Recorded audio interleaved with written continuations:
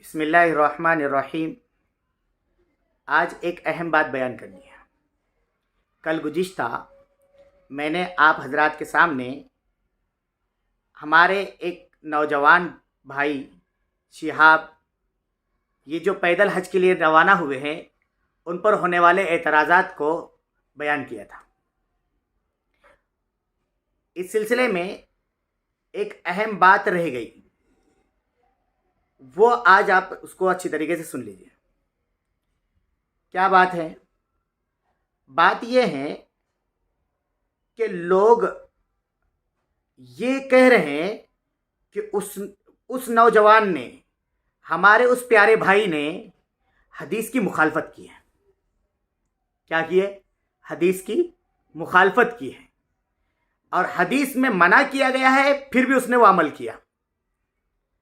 تو آج ہم یہ چاہ رہے ہیں کہ آپ حضرات کے سامنے تفصیل سے اس بات کو بیان کر دیں، کیا واقعی ہمارے اس بھائی نے حدیث کی مخالفت کی یا نہیں کی۔ یہ بالکل صاف طور پہ آ جانا چاہیے۔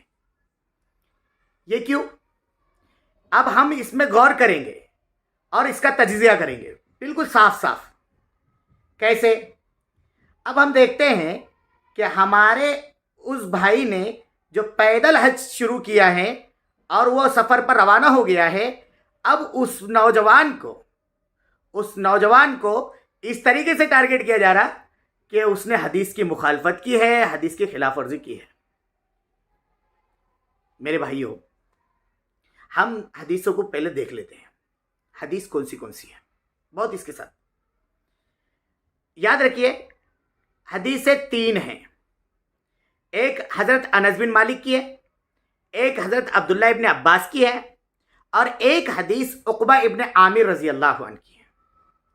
ان روایتوں کو امام بخاری رحمۃ اللہ علیہ نے بیان کیا، امام ترمذی رحمۃ اللہ علیہ نے بیان کیا، اسی طریقے سے امام نسائی رحمۃ اللہ علیہ نے بیان کیا۔ میں نے ان تینوں کا نام اس لیے لیا، ان کے علاوہ لوگوں نے بھی بیان کیا ہے، لیکن ان تینوں کا نام اس بنیاد پہ لیا کہ ان تینوں نے جو عنوان قائم کیا، جو ٹائٹل قائم کیا، اور جو ہیڈ لائن لگائی ہے جس کے تحت ان حدیثوں کو بیان کیا ہے، اس کو بھی سمجھانا ہے تاکہ ہمارے بات صاف طور پہ سمجھ میں آئے۔ ہم وہ تینوں حدیثوں کو پہلے سمجھ لیتے ہیں۔ سب سے پہلے امام بخاری رحمۃ اللہ علیہ نے جو حدیث بیان کی ہے، امام بخاری رحمۃ اللہ علیہ نے جو حدیث بیان کی، وہ حدیث کیا ہے؟ ایک واقعہ ہے۔ ایک مرتبہ رسول اللہ صلی اللہ علیہ وسلم نے ایک صاحب کو دیکھا، بوڑھے میاں کو، عمر رسیدہ تھے، عمر دراز تھے، چل نہیں سکتے تھے، چلنے پر قادر نہیں۔ ان کے 2 بیٹے دونوں طرف سے پکڑے ہوئے، اور بوڑھے میاں گھسیٹتے ہوئے جا رہے ہیں۔ آپ صلی اللہ علیہ وسلم فرمایا، بھئی کیا ہو گیا ان کو، ایسے کیوں لے جا رہے ہوں؟ تو انہوں نے بتایا، یا رسول اللہ، انہوں نے منت مانی تھی، انہوں نے نظر مانی تھی کہ میں پیدل حج کروں گا۔ اب یہ بوڑھے ہو گئے، خود چل نہیں سکتے، اس لیے ہم دونوں صاحبزادے ان کو لے کر چل رہے ہیں۔ آپ صلی اللہ علیہ وسلم نے فرمایا، ان کو سواری پر سوار کرو، ان کو سواری پر سوار کرو۔ اللہ تعالیٰ ایسی سزا، اپنے آپ کو سزا دینے کو اللہ پسند نہیں کرتا، اللہ اس سے بے نیاز ہے۔ یہ بالکل پکی روایت۔ ایک یہ واقعہ۔ دوسرا واقعہ جس کو لے کر لوگوں نے بہت ہنگامہ کیا، ایک حدیث ترمذی شریف کی، حضرت انس بن مالک کی۔ ایک عورت ہے، وہ حج کے لیے روانہ ہوئی، پیدل روانہ ہوئی۔ رسول اللہ صلی اللہ علیہ وسلم کو معلوم ہوا تو آپ نے کہا کہ اس عورت سے کہیے کہ وہ سواری پر سوار ہو جائے۔ اس حدیث کو بیان کیا، اور یہ ایک حدیث امام ترمذی نے بیان کی۔ تیسرا واقعہ عقبہ ابن عامر کی بہن کا ہے۔ عقبہ ابن عامر کی بہن کا واقعہ یہ ہے کہ انہوں نے منت مانی تھی، نظر مانی تھی کہ میں ننگے پیر حج کروں گی، اور بغیر اوڑھنی کے، بغیر سر کے دوپٹے کے حج کروں گی، یہ منت مانی۔ لیکن انہوں نے ایک عورت سے کہا کہ رسول اللہ صلی اللہ علیہ وسلم سے مسئلہ معلوم کر لو، رسول اللہ صلی اللہ علیہ وسلم سے پوچھ لو، آپ صلی اللہ علیہ وسلم کیا مسئلہ بتاتے ہیں یہ معلوم کر لو۔ रसूलुल्लाह सल्लल्लाहु अलैहि वसल्लम से पूछा गया कि एक औरत नंगे सर नंगे पैर हज के लिए रवाना हो रही है, उसने नजर मानी थी, क्या करे? आप सल्लल्लाहु अलैहि वसल्लम ने उस औरत से ये कहा कि उनसे कहो कि वो सर पर ओढ़नी ओढ़े और सवारी पर सवार हो जाए, सवारी पर सवार हो, सर पर ओढ़नी ओढ़े और अपने इस नजर के कफारे के तौर पर 3 रोजे रखे। एक रिवायत में यह है कि एक जानवर ज़िबा करे। ये 3 रिवायतें हैं जिसमें यह है कि पैदल चलने वाले को आपने सवारी पर सवार होने का हुक्म दिया। ये रिवायत है। अब इसमें हम पहले ये देखते हैं कि इन तीनों ने, इमाम तिरमिजी ने, इमाम बुखारी ने और इमाम नसई रहमहुमुल्लाहु ताला, इन तीनों हजरात ने, इन बुजुर्गान दीन ने जब इन रिवायतों को बयान किया तो इन पे जो हेडलाइन लगाई है, उन्वान लगाया है, वो उन्वान किस अंदाज का लगाया? तो इमाम बुखारी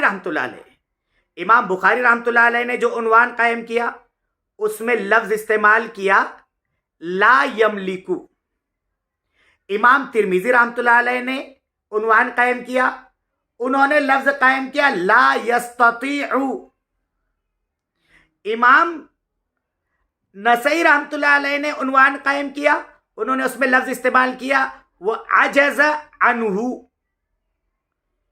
ये तीनों हजरात ने, एक ने ला यस्ततीउ, एक ने ला यमलिकु, एक ने अजज़ अन्हु। और ये कब इस्तेमाल किया? उसके शुरू में है कि जिस आदमी ने पैदल काबतुल्लाह तक पैदल जाने की नजर मानी, फिर ला यमलिकु, वो ला यमलिकु को तर्जमा सुन लीजिए। ला यमलिकु ऐ ला यक़दिरु, उस पर कुदरत ना रख सका, उसके बस का नहीं रहा। एक आदमी ने नजर मानी और अब उसके बस का नहीं। ला यस्ततियु, उसके इस्तिताअत में नहीं है, उसके ताकत में नहीं है। अजज़ अन्हु, वो आजिज हो गया, यानी उस पर कादिर ना हो सका, उसके अब बस का नहीं रहा। तीनों का मफहूम एक ही है, चाहे ला यमलिकु ले, ला यस्ततियु ले या अजज़ अन्हु ले। ये तीनों ने इस तीनों रिवायतों को इन उन्वान के तहत दाखिल किया। तो अब आप समझिए, हमसे ज्यादा समझदार, हमसे ज्यादा अक्लमंद ये हजरात थे, ये बड़े बड़े हजरात थे। इन लोगों ने जब रिवायत बयान की तो इन रिवायतों को किस उन्वान के तहत रखा? इनको रखा है किस उन्वान के तहत? ला यस्ततीउ, जब बस में ना रहे, यानी ऐसे लोग जिनके बस में पैदल चलना नहीं है, ऐसे लोगों को रसूलुल्लाह सल्लल्लाहु अलैहि वसल्लम ने सवारी पर सवार होने का हुक्म दिया। ये बिल्कुल साफ आ गई बात, ये इन लोगों ने कायम किया। लेकिन मैं ये नहीं कह रहा हूं, अब जिसको समझना है ये समझे कि ये लोग हमसे ज्यादा अक्लमंद थे, हमसे ज्यादा होशियार थे, हमसे ज्यादा इनके पास इल्म था। उन लोगों ने इन रिवायतों को ऐसे आदमी के लिए ऐसे उन्वान के तहत दाखिल किया कि जिसके बस में पैदल चलना नहीं है, और जिसके बस में पैदल चलना हो उसको इन्होंने नहीं बयान किया, कुछ उसके बारे में कुछ नहीं, खामोश है। लेकिन आप और हदीस पे गौर करिए, इसको इतने पे नहीं बल्कि आप हदीस पे गौर करिए।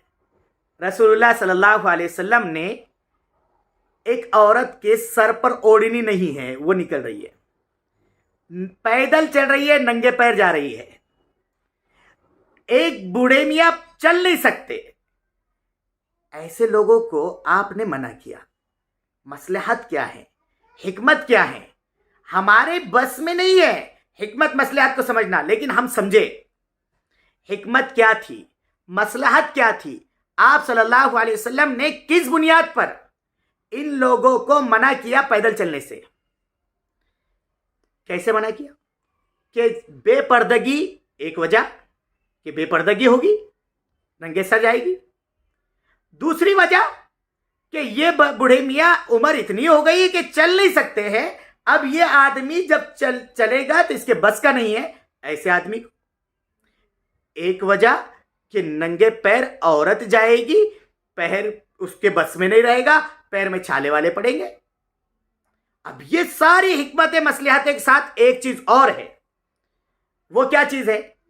اگر رسول اللہ صلی اللہ علیہ وسلم سے جب ان صحابیہ نے آ کر مسئلہ پوچھا اور آپ صلی اللہ علیہ وسلم نے ان کو اگر آپ اجازت دے دیتے تو گویا کہ لوگوں کے لیے ترغیب ہو جاتی اور لوگ اس کو ترغیب سمجھ کر ہر ایک آدمی جس کے بس میں ہو وہ بھی، جس کے بس میں نہ ہو وہ بھی، وہ کیا کرتا؟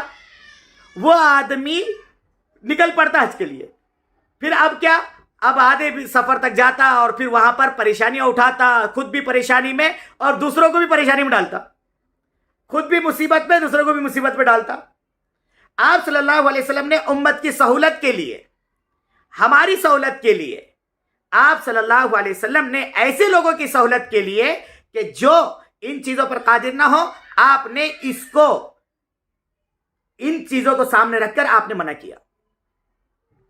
لیکن جو آدمی استطاعت رکھتا ہو، جس کے بس میں ہو، اس کو آپ صلی اللہ علیہ وسلم نے، اگر وہ روایت لے لی جائے جس میں یہ ہے کہ مکہ سے پیدل ارکان حج ادا کرے، تو آپ نے پیدل حج کی وہاں ترغیب دی ہے اور یہ کہا ہے کہ جو پیدل حج کرے اس کو ہر قدم پر حرم کی نیکیوں میں سے ایک نیکی ملے گی. اور میں نے کل گزشتہ بتایا آپ کے سامنے، آپ لوگوں کو بتا دیا کہ ایک نیکی 1,00,000 کے برابر اور ایک نیکی حرم کی 700 نیکیوں کے برابر، تو 7 کروڑ کے برابر ملے گی، پکی بالکل. تو جس کے بس میں ہو، آپ صلی اللہ علیہ وسلم نے وہاں پر ترغیب دی کہ مکہ سے حج کرے. چلو ہم مان لیے مکہ سے پیدل حج کرے، تو پیدل حج کی ترغیب دی ہے رسول اللہ صلی اللہ علیہ وسلم نے. پیدل حج کی آپ صلی اللہ علیہ وسلم نے ترغیب دی ہے. اور رہا کہ آپ نے مکہ مکرمہ سے سواری پر جو ارکان حج ادا کیے ہیں، وہ امت کے تعلیم کے لیے، امت کی سہولت کے لیے آپ صلی اللہ علیہ وسلم نے یہ عمل بھی کیا. اب رہ گیا ہمارا یہ بھائی شہاب، اس نے جو عمل کیا ہے یہ اپنے آپ کو اپنی فٹنس کی بنیاد پر اپنے بس میں سمجھ رہا ہے، اپنی طاقت میں سمجھ رہا ہے، اور وہ سفر شروع ہے، اس کا سب کی نگاہوں کے سامنے ہے کہ وہ بندہ کہ سفر مسلسل کر رہا ہے، اس کو کوئی تکلیف نہیں ہے، وہ کسی اعتبار سے پریشانی میں نہیں ہے. تو اللہ رب العزت نے آدمی کو مکلف بنایا ہے، اللہ رب العزت نے مکلف بنایا ہے ان چیزوں کا جو اس کے بس کا ہو. لا یکلف اللہ نفسا الا وسعها، جو اس کی وسعت میں ہے، جو اس کے بس میں ہے، اللہ رب العزت نے اس کا مکلف بنایا ہے. وہ سمجھ رہا ہے کہ میرے بس میں ہیں. لہذا یہ کہنا کہ ہمارے بھائی شہاب نے، ہمارے نوجوان شہاب نے حدیث کی مخالفت کی ہے، یہ عقل سے پرے ہے. اس لیے کہ میرے بھائیوں تھوڑا سا اپنی زبان پہ لگام دے، اپنی سوچ کو بدلے اور حدیث کا جو محمل ہے نا اس کو وہیں تک رہنے دے.